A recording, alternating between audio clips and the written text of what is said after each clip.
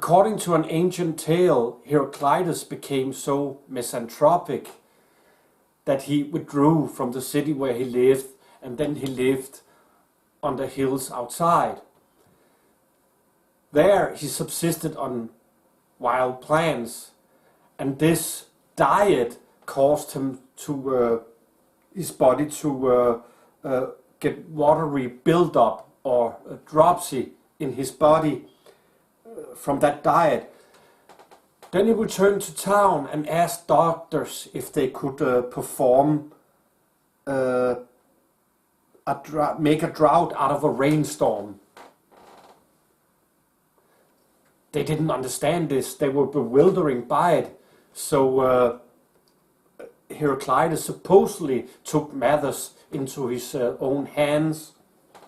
So let's imagine that this figure here of Plato is actually Heraclitus.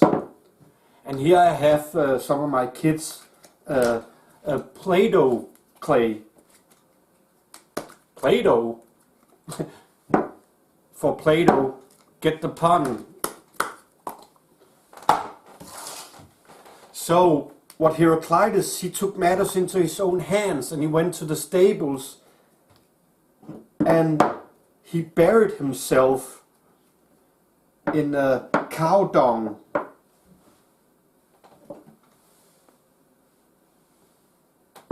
There's another version of this story where he just went back to his own house in the hills outside the city and asked his servants, slaves, that to bury him in a cow dung. But it's the same ending, that this actually killed him. He was buried in this dung and died from the cause of it. So maybe not technically a suicide, but an accidental suicide, because he was tired of his life and tired of mankind and so forth. Historians doesn't really believe this legend. It also sounds very far off, but it's kind of a mystery why Heraclitus died. Maybe just died from old age, but if there is some truth in this story, it might be that he lived more and more secluded, and he withdrew himself from the city. This might be because of old age. It might also be because he was actually misanthropic at the end. But it is a strange death, suicide in the history of philosophy. Here I have drawn a river, and this is Heraclitus. And Heraclitus, his philosophy is kind of a mystery, because we only have fragments about his philosophy from other philosophers who said that Heraclitus said this, Heraclitus says that. But there is a saying that Heraclitus should have said, that you cannot step twice into the same river. We cannot step twice into the same river. And why is that? Well, it's not the same water, and you're not the same as you was before you stepped into the river again. So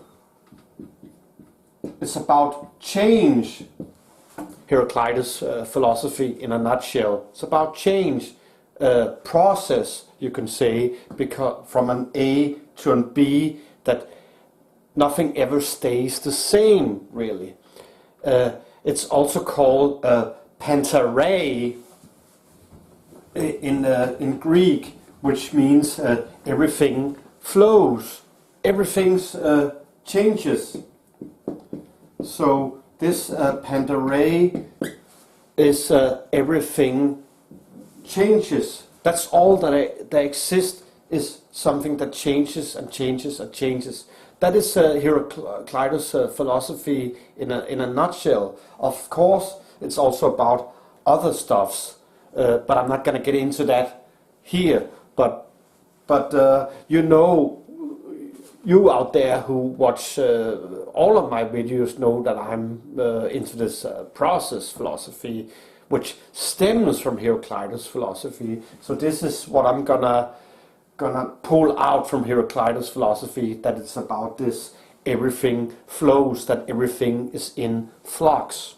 We have to remember also that Heraclitus was a member of these pre-Socratic philosophers, the ones who came before Socrates, and they were all looking for this arche.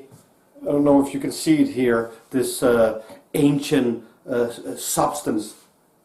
Like Empedocles was, he was also a pre-Socratic philosopher, Empedocles, and Heraclitus' ancient matter is actually fire. And what also with fire? Fire changes everything. It is nothing, it's just a little small a glow. Then you breathe air at it, it suddenly became a big fire. If you burn the forest down, there's nothing left.